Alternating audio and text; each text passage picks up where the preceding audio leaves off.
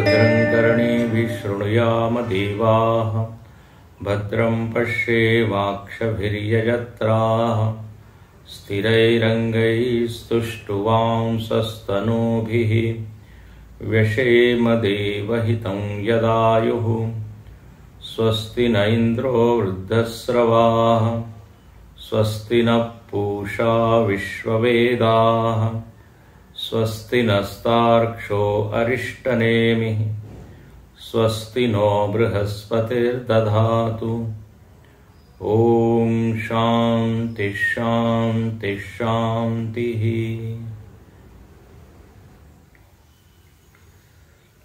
तस्मादृचः सामयजंषि दीक्षाम् यज्ञाश्च सर्वे क्रतवो दक्षिणाश्च संवत्सरश्च यजमानश्च लोकाः सोमो यत्र पवते यत्र सूर्यः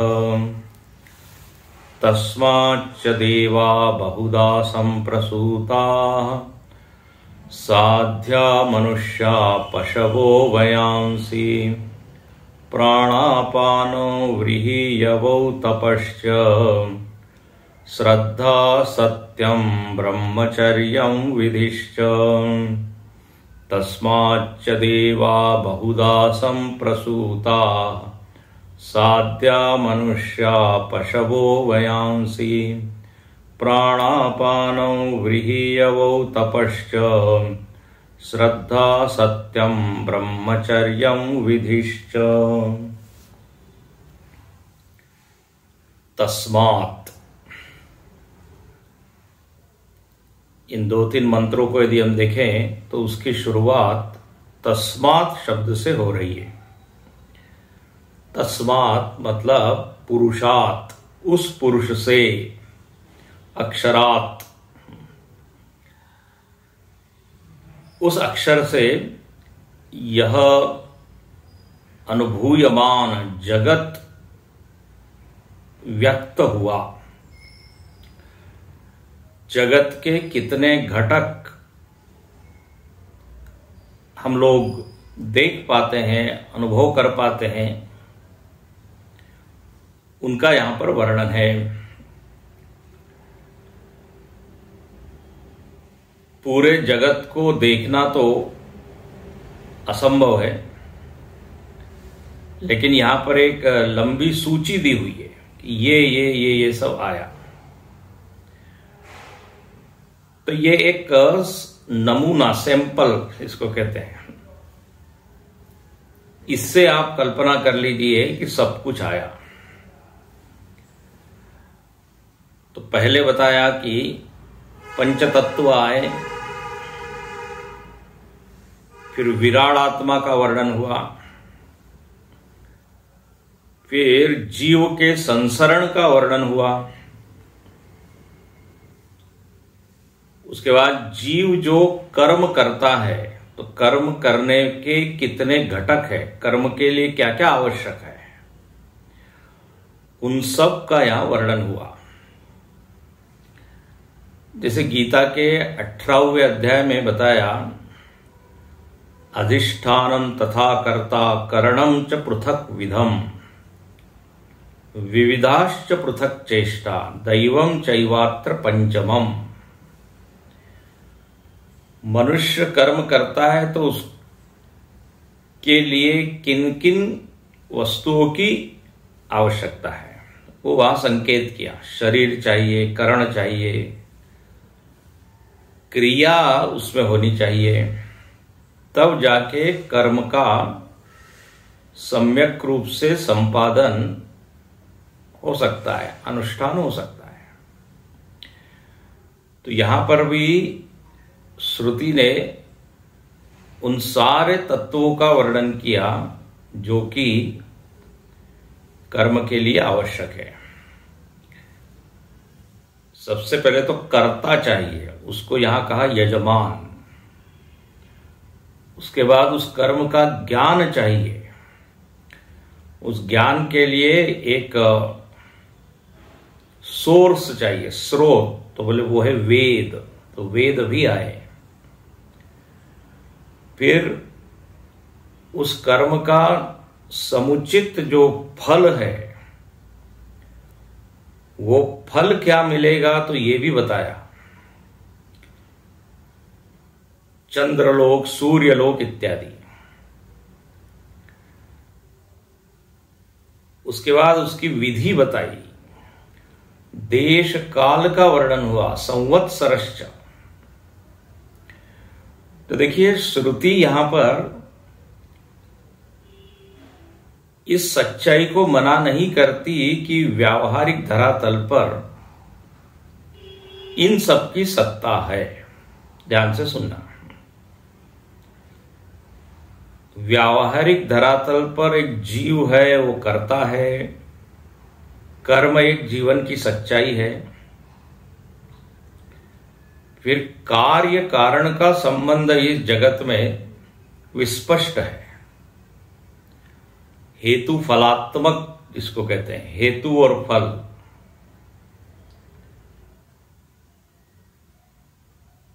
तो श्रुति को ज्ञात है इस जगत में क्या हो रहा है, कैसे हो रहा है।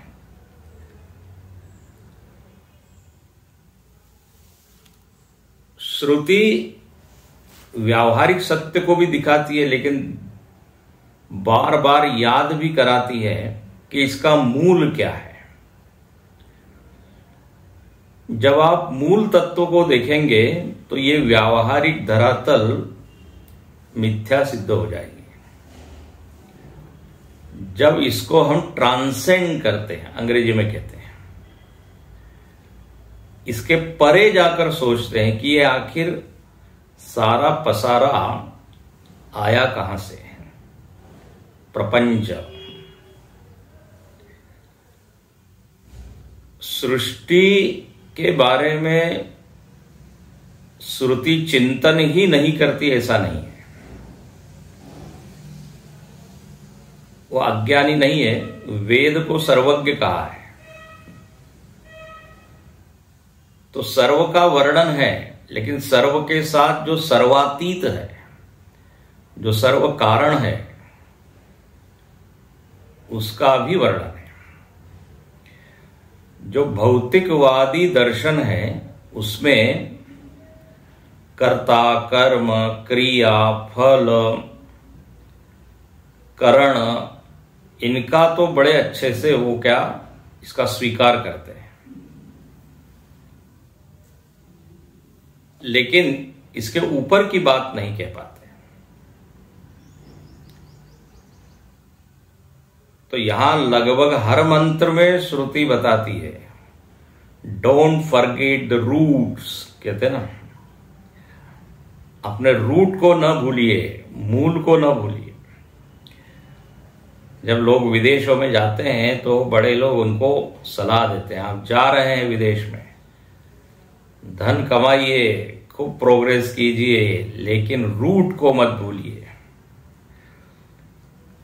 अंग्रेजी में एक ने अच्छा कहा, मदरलैंड और मदर लैंग्वेज, मातृभाषा, इनको न भूला जाए। माता, मातृभूमि, मातृभाषा, जिसके कारण हम लायक बने,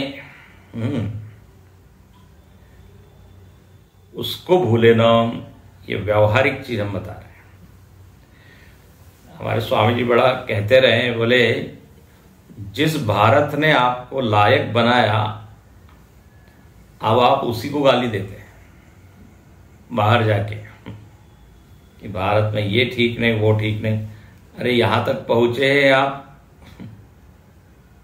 मातृभूमि की कृपा से। पहचान क्या है आपकी? भारतीय, इंडियन। इसलिए प्रभु रामचंद्र जी को जब कहा गया आप लंका में बस जाइए, तो उन्होंने कहा जननी जन्म भूमिश्च स्वर्गादपि गरीयसी।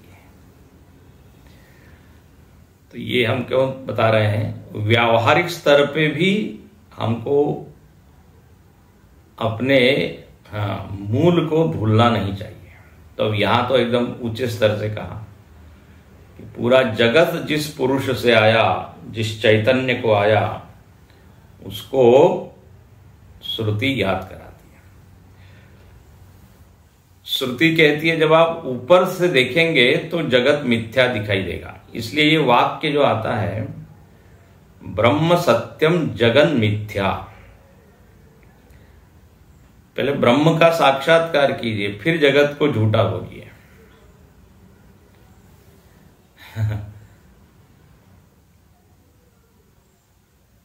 अपने आप को तो बड़ा क्या सच्चा माना हुआ है, जीव भाव तो बड़ा पक्का बना है, और जगत को जो है जगत की हंसी उड़ा रहे हैं,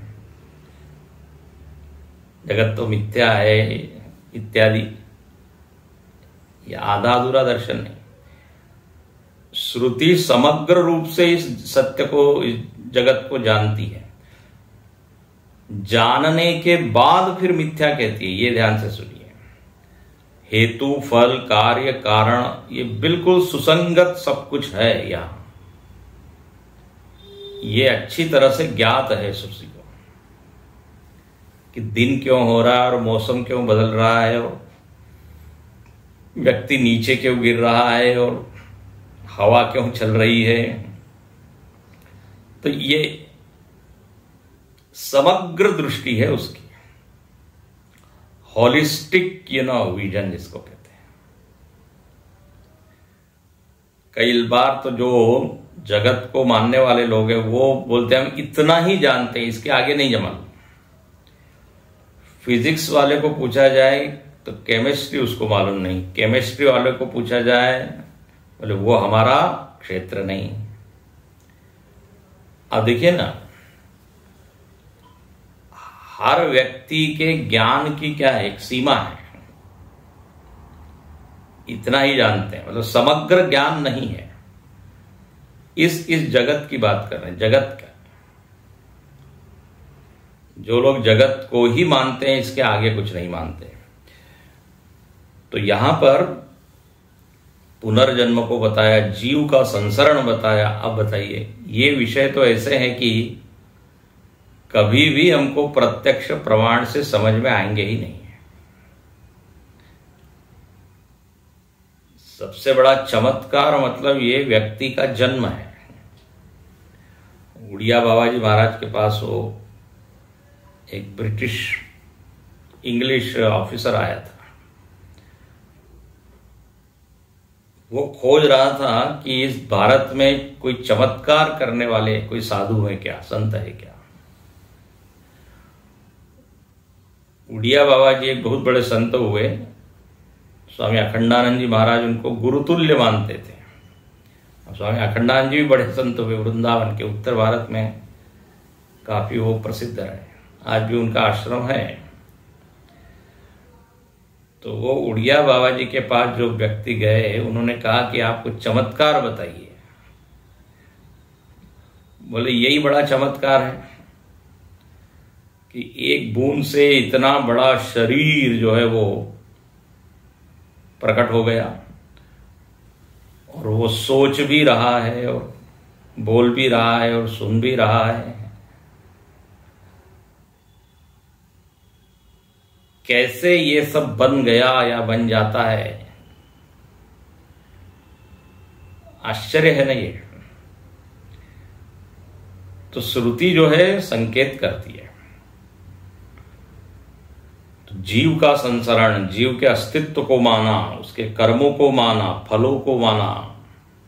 तो इतना व्यापक अध्ययन तो शायद ही कोई प्रत्यक्षवादी व्यक्ति कर पाए। अनेक दार्शनिक लोगों ने ये सब अलग अलग दर्शनों में भी इसका चिंतन हुआ। बौद्ध दर्शन पुनर्जन्म को मानता है, सांख्य आदि दर्शन ये सृष्टि कैसी हुई इसकी बड़ा अच्छे से वर्णन करता है। प्रकृति थी, फिर वहां से महत्तत्व आया, फिर अहंकार आया, फिर पंच तन्मात्राएं, फिर स्थूल पंच महाभूत आए। लेकिन सांख्य ने यह नहीं कहा कि यह सब असत है। असत कहने वाला तो दर्शन वेदांत ही है। तो हेतु फलात्मक कार्य कारणात्मक जानते हुए श्रुति कहती है कि इसके आगे भी कोई चीज है। तो तस्मात् वो क्या है? बोले वो पुरुष है। अब उससे और क्या आया? तो देखिए अब आगे बताते हैं। कर्म के अंग सब बता दिए, अब एक और चीज उसमें जोड़ देते हैं। तस्माच्च देवाः बहुधा संप्रसूता। जब कर्म आए तो कर्म के साथ में देवता लोग भी आए। देवताओं की भी क्या हुई? सृष्टि हुई। अब जैसे ये देवता की बात लोग सुनते हैं एकदम भड़क जाते हैं भड़क जाते हैं। ये क्या आप बात करते रहते हो? कौन से देवता? किसने देखा है इन देवताओं? आदि दैविक सत्ता का निषेध करने में लोगों को एक क्षण भी नहीं लगता। अंधश्रद्धा है, ये सब अंधविश्वास है।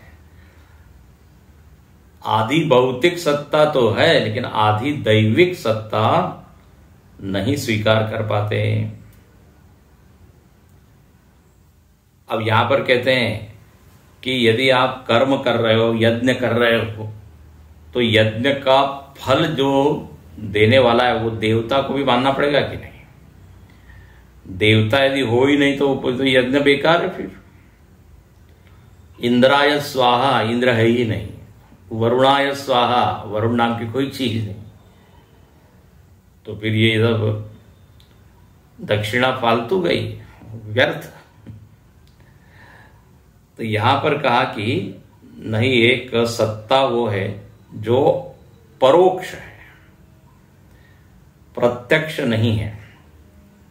बोले इसकी सत्ता आप कैसे मान रहे हैं? बोले वेद प्रमाण है।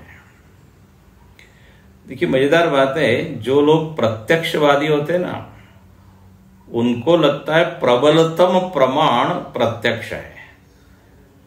ये शास्त्र, अनुमान, ये निर्बल प्रमाण है। बड़ी उल्टी गंगा बह रही है। ये निर्बल प्रमाण है। अरे शास्त्र ने कह दिया इसलिए क्या माने? बात बिल्कुल उल्टी है। वेदाः प्रमाणम और प्रबलतम प्रमाण। जब प्रमाण विचार होता है तो ये बात सिद्ध होती है, ऐसे से जल्दीबाजी में सिद्ध नहीं होगी। अच्छा, वे देवताओं को नहीं मान पा रहे हैं आप, इसमें हेतु क्या है? क्यों नहीं मान पा रहे हैं? अस्वीकार करने में कारण क्या है? तो सीधा तो कारण यही बोलते हैं कि किसने देखा है, मतलब प्रत्यक्ष नहीं हुआ है। तो हमारे स्वामी जी ने बड़ा अच्छा कहा कि ठीक है, वो सामने नहीं आ रहे, इसलिए आप सामने नहीं दिखते, इसलिए आप ये देवताओं की सत्ता का निषेध कर रहे हैं। लेकिन पहले ये बताइए कि आपने उनका प्रत्यक्ष करने के लिए कुछ साधना की क्या?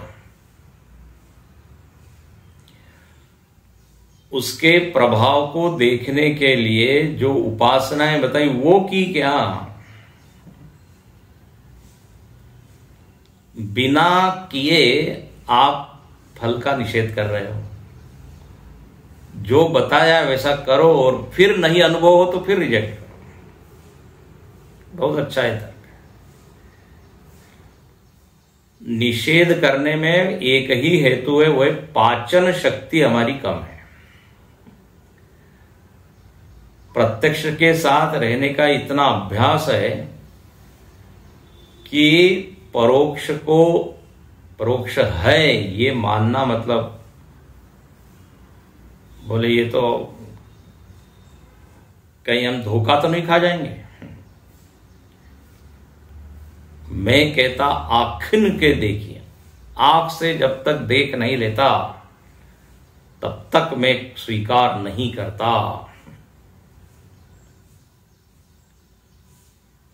तो ये क्या है? कमजोरी है वास्तव में। तो ये आधि दैविक देवता लोग आए। अब कितने देवता लोग आए? तो वास्तव में तो 33 कोटि देवता का खूब उल्लेख होता है। हिंदू व्यक्ति मिला नहीं कि उसको प्रश्न दाग देते हैं। अरे आपके यहां तो 33 करोड़ भगवान हैं, हंसी उड़ाते हैं।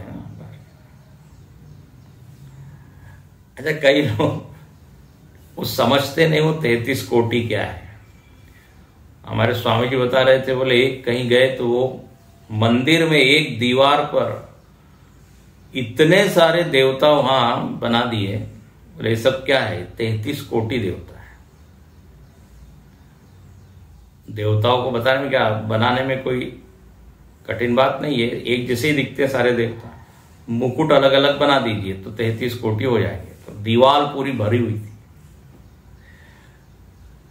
वास्तव में ये 33 कोटि आपको कई बार बता चुके हैं पहले हम, ये करोड़ के अर्थ में कोटि नहीं है, प्रकार के अर्थ में आया है। 33 प्रकार,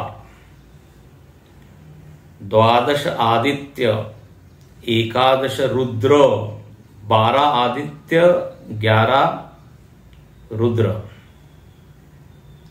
8 वसु, 8 वसु इसमें भी आएगा अभी, और अश्विनी कुमार, 2 अश्विनी कुमार। इस तरह ये 33 होते हैं। 12 और 8 20 और 11 31 और 2 33। 11 रुद्र, 12 आदित्य, 8 वसु और 2 अश्विनी कुमार। तो इस तरह के ये अनेक देवता आए। ये देवता मतलब क्या है? अलग अलग शक्तियां हैं। जब आप यज्ञ हवन इत्यादि करते हैं तो वो शक्तियां हमको मदद करती है, अदृश्य शक्तियां। अनेक उपासक लोगों के जीवन में चमत्कार देखे जाते हैं, ऐसी अकल्पित चीजें हो जाती है, तो वो भी एक प्रमाण है। और जब श्रुति बाकी का सब जो बता रही है वो यदि सत्य है तो इसको आप असत क्यों कह रहे हैं? सीधा मतलब है पाचन शक्ति बढ़ाइए, श्रद्धा का बल बढ़ाइए। लोग स्वर्ग नरक को भी ऐसे मना करते हैं जैसे कोई वो ब्रह्मांड को देख के आए और उनको कहीं नहीं मिला। कोई स्वर्ग नहीं, कोई नरक नहीं, एकदम रिजेक्ट। कितना आपने ढूंढा है, कितना खोजा है, कहां कहां गए हैं। अपने शहर को तो पूरी तरह से हम जानते नहीं हो, पूरे ब्रह्मांड में जो लोक है उसको मना कर रहे हैं। तो वैदिक साहित्य आप देखेंगे तो ये देवता, स्वर्ग, परलोक, इसका कुवर्णन है। जो अति भौतिकवादी, जो नास्तिक का, कई लोगों को नास्तिकता में ही गर्व होता है, बोले हम ये सब मानते नहीं। नास्तिकता उनको लगता है बड़ी बुद्धिमानी की चीज है। अभी आगे आएगा, बुद्धिमानी नहीं, मूढ़ता का वो लक्षण है। तो तस्माच्च देवा बहुधा संप्रसूता, बोले बहुत सारे देवता लोग वहां पर इस सृष्टि में संप्रसूता आए, प्रकट हुए। आधि भौतिक यदि सत्ता है, और अब आध्यात्मिक सत्ता भी यदि आप देखें तो दिखती नहीं है। मन बुद्धि दिखते हैं क्या? लेकिन चूंकि उनका अपने को अनुभव होते रहता है, इसलिए स्वीकार करने में आसानी होती है। आदि दैविक सत्ता भी परोक्ष है, वो दृश्यमान नहीं है, लेकिन अनुभव न होने के कारण हम उसको मना करते हैं। लेकिन यहां पर यदि वेद को प्रमाण माना जाए तो देवता आए हैं, देवलोक।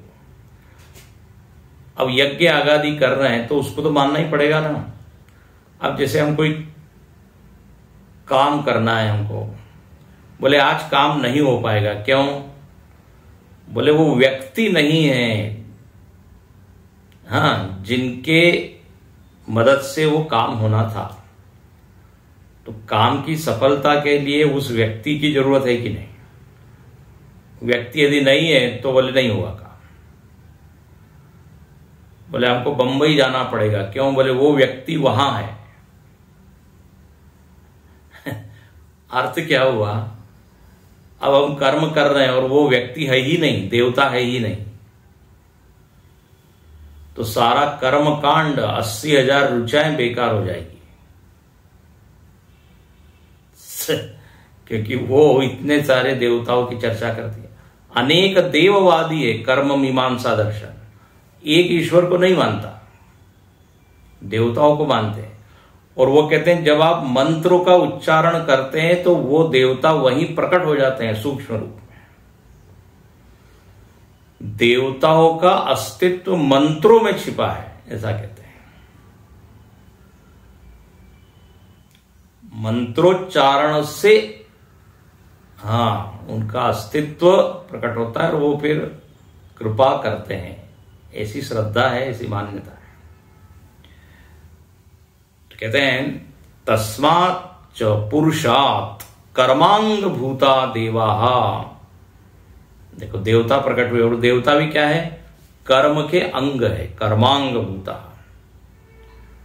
अच्छा, कौन से देवता प्रकट हुए? तो यहां केवल एक नाम दिख गया, वसु आदि गण भेदेन। अभी जो बताया ना अष्टवसु, इनके भी ग्रुप है। देवताओं के भी अलग अलग क्या है? हायरार्की है, श्रेणियां हैं। तैत्तरीय उपनिषद में पढ़ेंगे। गंधर्व है, अजान जान देव है, फिर देव गंधर्व है, प्रजापति है, फिर इंद्र है,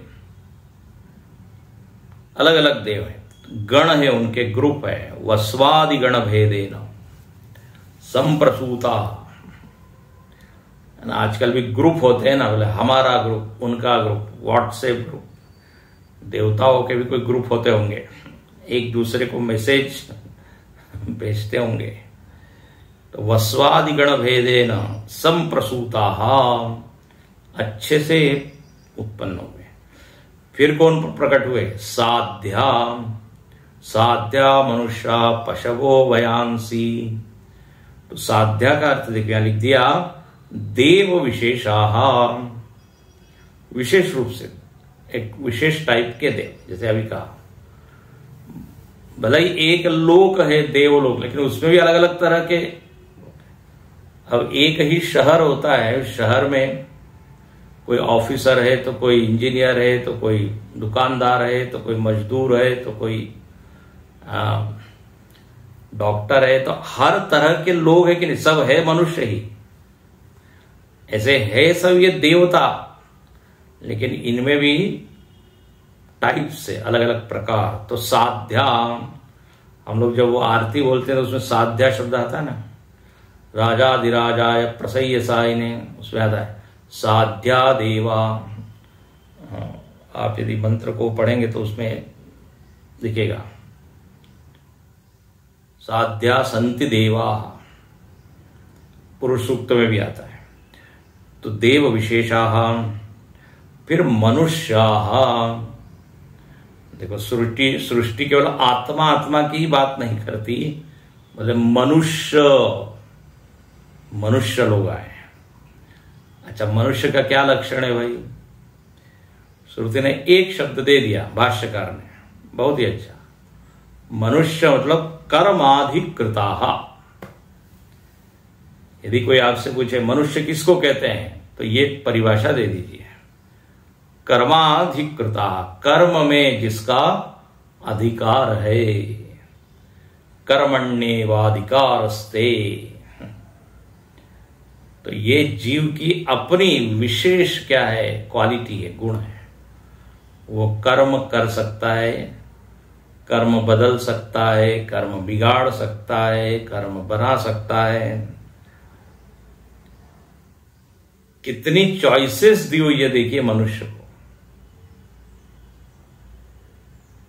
कितने तरह से वो कर्म कर सकता है, ऐसा भी वैसा भी। तो ये अधिकार है और इस अधिकार को कोई छीन नहीं सकता। और राजनीति में खूब बात होती है, संविधान ने हमको अधिकार दिया है। हाँ, संविधान का सहारा लेके सब गड़बड़ काम करते रहते, कुछ भी हम बोले, फ्री स्पीच। हाँ, संविधान ने बोलने का अधिकार दिया है। अच्छा, चाहे जैसे बोल रहे हैं।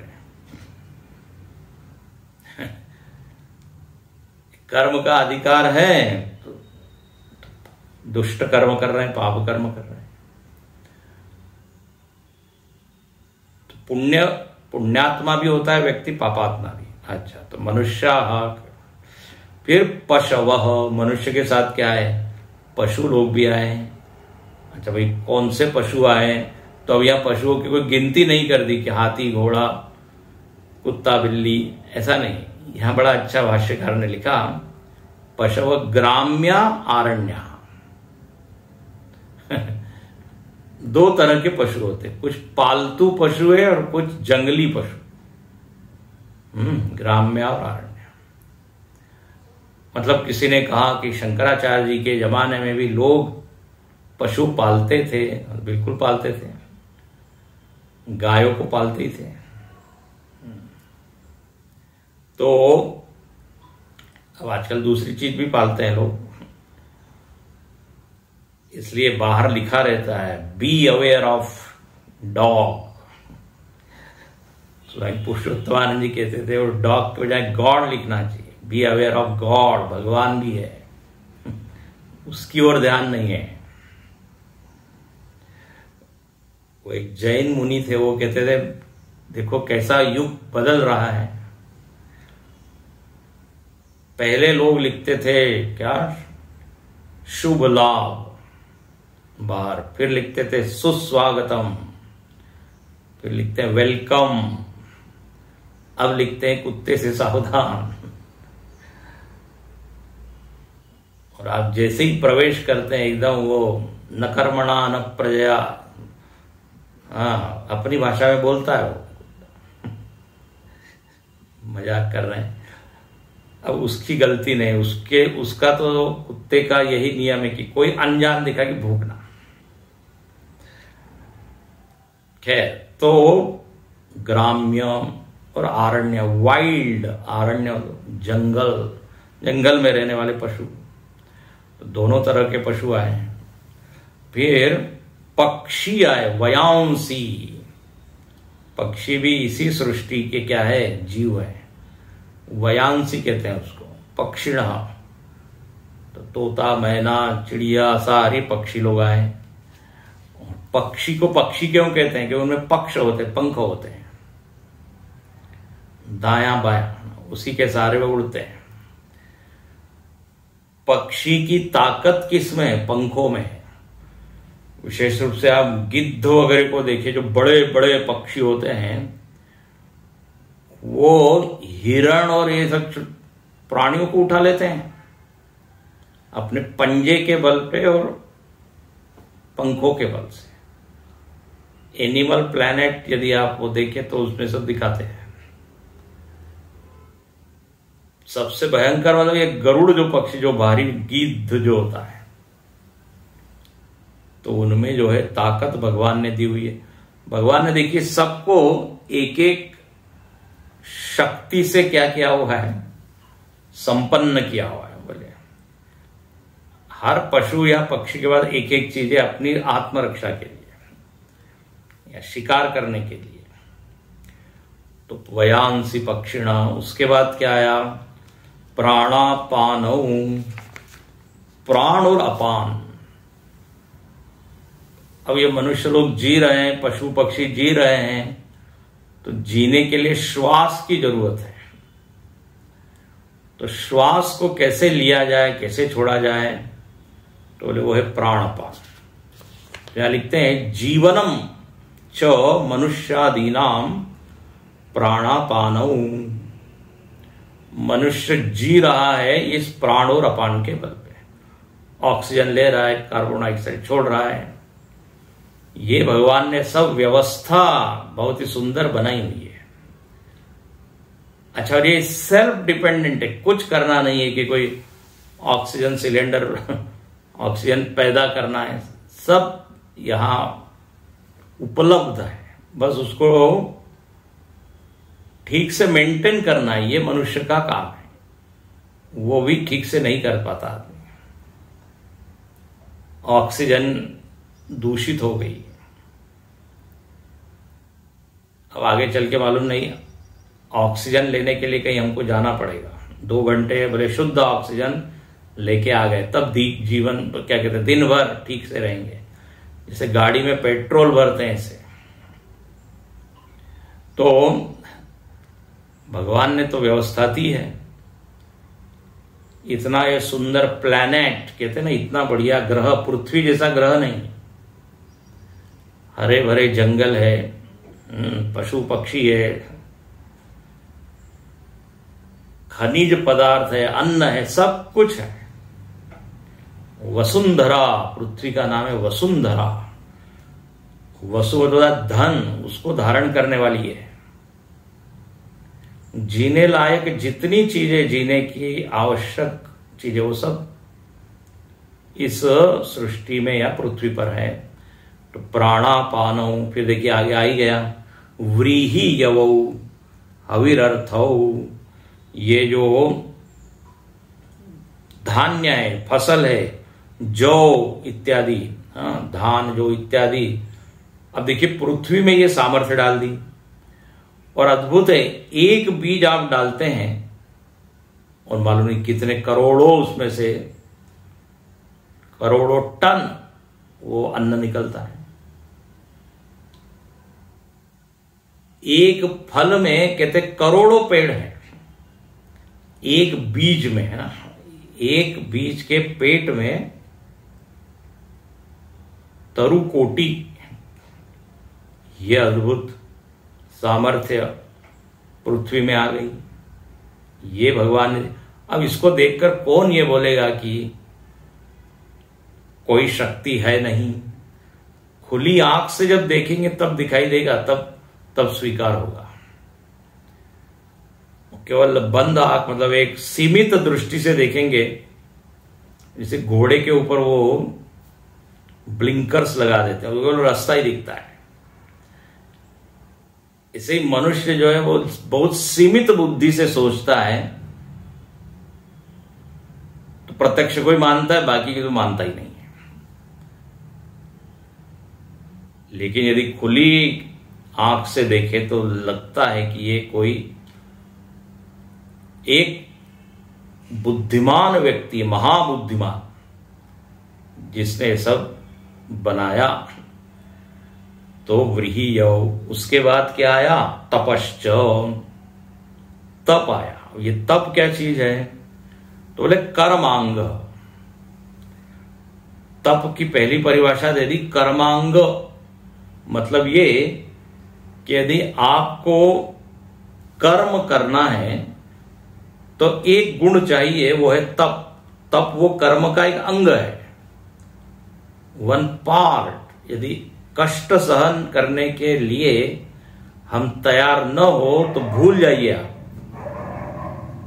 कर्म के द्वारा यश मिलेगा, सफलता मिलेगी। कर्म के साथ ये नत्थी किया हुआ, जोड़ा हुआ है कि तब तो आपको करना ही पड़ेगा,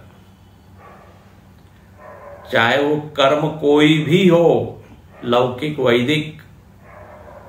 खेल में भी यदि आपको बेस्ट खिलाड़ी बनना है तो धूप में 6 घंटे 8 घंटे मेहनत करनी ही पड़ेगी। मैन ऑफ द मैच यदि चाहिए तो उसके लिए उतनी कुशलता हासिल करनी पड़ेगी, और उसके लिए धूप में दौड़ना भागना पड़ेगा।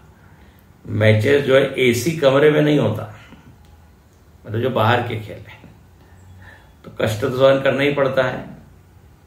व्यापारी को कष्ट सहन करना पड़ता है। ऐसा कौन सा क्षेत्र है? दुकान में बैठना, एक बार हम कहीं गए थे दुकान में, 5-10 मिनट बोले बस हो गया, इससे ज्यादा बैठ नहीं सकते आओ, और वो सेठ जी बैठे 10-10 घंटे। बड़ी धैर्य की जरूरत पड़ती है, बड़ी कष्ट, कोई क्या बोल रहा है, कोई क्या कह रहा है, सब सहन करना पड़ता है। तप एक अद्भुत चीज है। तप आधार सब सृष्टि भवानी, तप ही है क्या आधार है सृष्टि का, तभी ये दुनिया चल रही है। सब लोग अपने अपने ढंग से तप कर रहे हैं, चाहे सैनिक हो या डॉक्टर हो या इंजीनियर हो या शिक्षक हो, ऑफिसर हो, जो कोई भी हो। तो कर्मांग, ये पहला लक्षण बताया तप का। और दूसरा पुरुष संस्कार लक्षणम। हाँ, तप क्या है? बोले ये संस्कार का लक्षण है। मतलब क्या?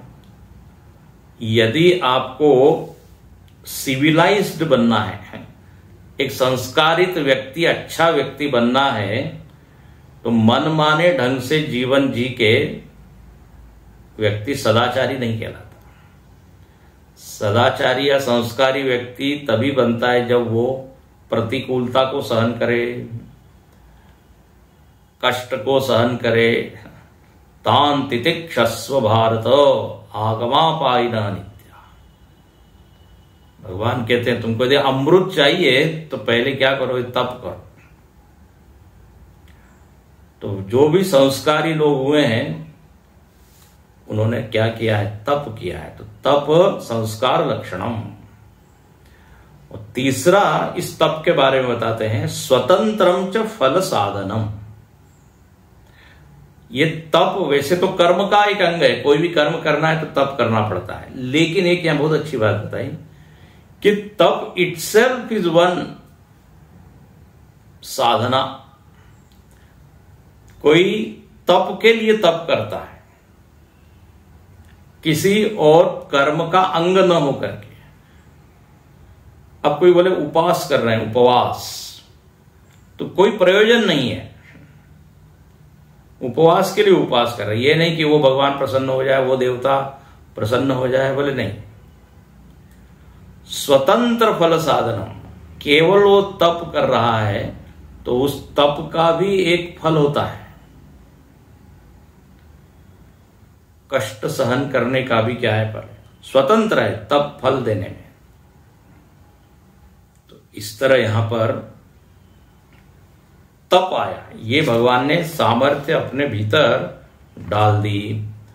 शास्त्रों में एक तप का वर्णन आता है, कृच्छ चांद्रायण व्रत। व्रत करते हैं लोग, संकेत किया था कभी हमने, पूर्णिमा से शुरू करके अमावस्या तक, फिर अमावस्या से पूर्णिमा तक 16 भाग करते हैं, एक एक भाग को कम कम कम कम करते जाते हैं। तो वो एक स्वतंत्र एक वो साधना है, तो बोले वो तप है। अच्छा, उसके बाद क्या आया? देखो सब वहीं से आया है। तस्मात् श्रद्धा नाम की एक वृत्ति आई, श्रद्धा। देखिए अब श्रद्धा की परिभाषा यहां पढ़ लीजिए, ये वास्तव में सब अंडरलाइन करने योग्य सारी पंक्तियां हैं। और जब भगवान भाष्यकार के लेखनी से निकलती है ना, तो उसका मजा कुछ और ही होता है। हम मन गढ़ंत कुछ कुछ परिभाषाएं देते रहते हैं, लेकिन ऐसे प्रामाणिक व्यक्ति, आप्त पुरुष से जो निकले हुए वचन होते हैं उसमें एक दम होता है, वजन होता है। उसको खंडित करना आसान नहीं होता, और स्वीकार करने में बड़ा सहज होता है। अब देखो यहां श्रद्धा की क्या परिभाषा कही, यत् पूर्वकः सर्व पुरुषार्थ साधन प्रयोग। बोले व्यक्ति जो पुरुषार्थ करता है, अब 4 प्रकार के पुरुषार्थ बताएं, धर्म अर्थ काम मोक्ष। इन चारों पुरुषार्थों की सिद्धि के लिए पहले क्या चाहिए? श्रद्धा। यत् पूर्वक, पूर्वक मतलब क्या होता है? पहले। हम बोलते हैं ना भक्ति पूर्वक आप भजन कीजिए, मतलब पहले भक्ति कीजिए, रखिए मन में, फिर भजन कीजिए। ज्ञान पूर्वक कर्म कीजिए, मतलब ज्ञान पहले हो फिर कर्म हो। विचार पूर्वक आप आचरण कीजिए।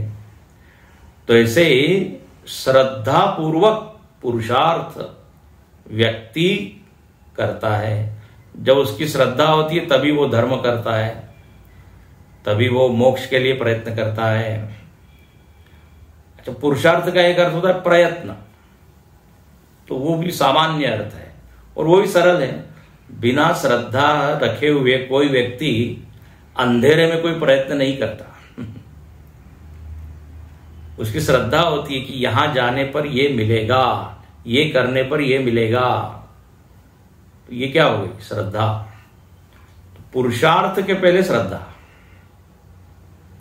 सर्व पुरुषार्थ साधन, व्यक्ति के भीतर साधन तो है, ध्यान से सुनिए, पुरुषार्थ के लिए साधन है, बुद्धि है, हाथ पैर है, लेकिन श्रद्धा न हो तो, श्रद्धा न हो तो वो प्रयत्न ही नहीं करेगा, हालांकि उसके पास शक्ति है। इसलिए विवेक चूड़ामणि में श्रद्धा की परिभाषा लिखी, यया वस्तुपलभ्यते सा श्रद्धा, जिसके द्वारा मनुष्य को वस्तु की प्राप्ति होती है। वस्तु मतलब अपने लक्ष्य की।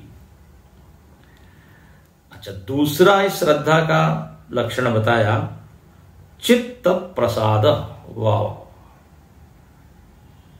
श्रद्धा आते ही चित्त में प्रसन्नता, शीतलता, आनंद। श्रद्धा आते ही व्यक्ति जो है ना निश्चिंत होता है। हमारे स्वामी जी बड़ा अच्छा बोलते रहे कि व्यक्ति को अपना कंधा टिकाने के लिए कोई एक सहारा चाहिए। जब व्यक्ति बड़ा टूट जाता है, भीतर से निराश हो जाता है, तो उसको किसी मदद की जरूरत चाहिए। तो जो श्रद्धालु होता है उसके लिए तो भगवान कुशन के रूप में है। कुशन मतलब एक तकिया बोलते हैं ना, जिसके ऊपर सिर रख के हम सोते हैं, निश्चिंत। तो श्रद्धा आते ही मन में क्या है, एक तरह का रिलैक्स, व्यक्ति रिलैक्स होता है। गुरु के प्रति श्रद्धा, शास्त्र के प्रति श्रद्धा, तो उसका इमीडिएट फल क्या है? चित्त प्रसाद, प्रसन्नता। तो श्रद्धा चित्त में प्रसन्नता लाती है। तो ये दूसरा लक्षण हुआ। तीसरा क्या लिखा? आस्तिक्य बुद्धि। हाँ, आस्तिक्य बुद्धि होना। अब जो लोग नास्तिक होते हैं उनके पास ये संपत्ति नहीं है, ये पूंजी नहीं है श्रद्धा की। तो कहां पे जाके टिकेंगे, रिलैक्स होंगे? ये ब्राह्मणों का जब वर्णन किया तो उसमें आस्तिक्य बुद्धि लिखी गई, तो जिसमें अस्थि भाव है कि देव है, भगवान है। और देखिए, नास्तिकता को लोग बुद्धिमानता का लक्षण मानते हैं, लेकिन वेद ने क्या कहा? जो श्रद्धालु है वो बुद्धिमान है। कृतकृत्यश्च भारत श्रद्धाना मत परमा भक्तास्ते तीव में प्रिया। 12वें अध्याय में, 15वें अध्याय में आप देखिए, बुद्धिमान व्यक्ति किसको कहा है? जो इस संपत्ति से संपन्न है, अस्ति बुद्धि। तो जो नास्ति बुद्धि वाला है वो दरिद्री है, ऐसा कहा है। बाहर से भले ही वो धनी है, लेकिन अंदर से दरिद्र है। वेद उसको धनी नहीं मानता।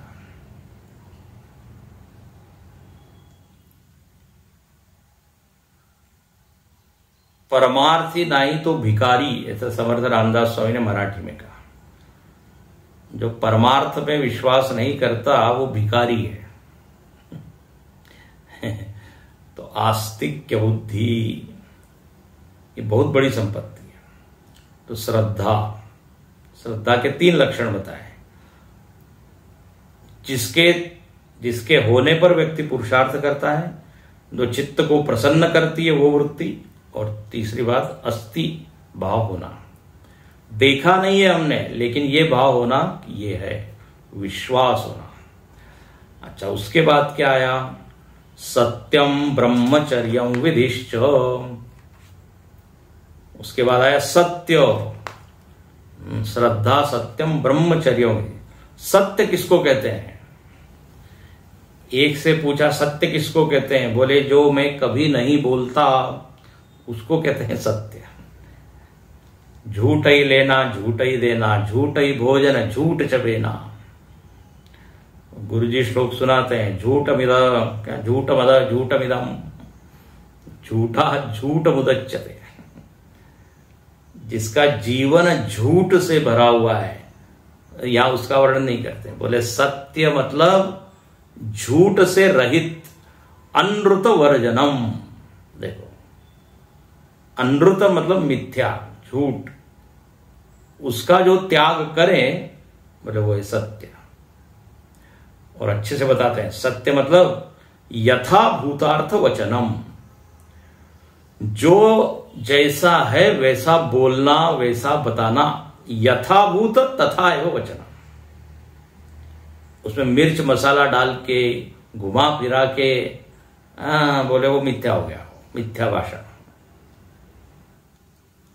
व्यक्ति को केवल जैसे कोरियर मैन होता है कि नहीं, इधर से उसने लिया उधर दिया, ऐसे ही जो देखा वही बताना। लेकिन यहां एक शब्द और डालते हैं, अपीड़ाकरम। सत्य हो, और सत्य का एक लक्षण बताया, पीड़ा करने वाला नहीं। सत्य को आप ऐसा इस ढंग से प्रस्तुत करें कि सामने वाले के हृदय में ठेस न लगे। मीठा करके उसको थोड़ा नरम करके फिर बोले, ये है सत्यम। फिर ब्रह्मचर्यम, ये सब आया वहीं से। ब्रह्मचर्यम मतलब मैथुन असमाचार हो, मैथुन का त्याग करना, वीर्य रक्षण इत्यादि। तो बोले जो आसक्तियां हैं उन आसक्तियों का त्याग करना, ब्रह्म में विचरण करने का स्वभाव बनाना, ये ब्रह्मचर्य। और अंतिम लिखते हैं विधि। विधि आया, विधि मतलब विधि च इति कर्तव्यता। इति कर्तव्यता, विधि का अर्थ क्या है? इति कर्तव्यता मतलब ऐसा करना चाहिए, करने योग्य, करने योग्य, उसको कहते हैं विधि, कर्तव्यता। तो हर चीज का कोई ना कोई एक क्या बताया है? कर्तव्य। तो बोले इस तरह से ये सारे के सारी ये जितनी चीजें हैं वो सब उसी पुरुष से आई। अब हालांकि इनमें आपस में सब संबंध है, श्रुति सब जानती है, मिथ्या है लेकिन फिर भी बताती है। अब होता क्या है, ये सब वर्णन सुनते सुनते हम इसी में खो जाते हैं और उसको भूल जाते हैं। कहानी बताते बताते कहानी सच लगती है, लेकिन उसका जो मॉरल है, जो मैसेज है, वो भूल जाते हैं कई बार। तो तस्मात, उसको याद रखिए।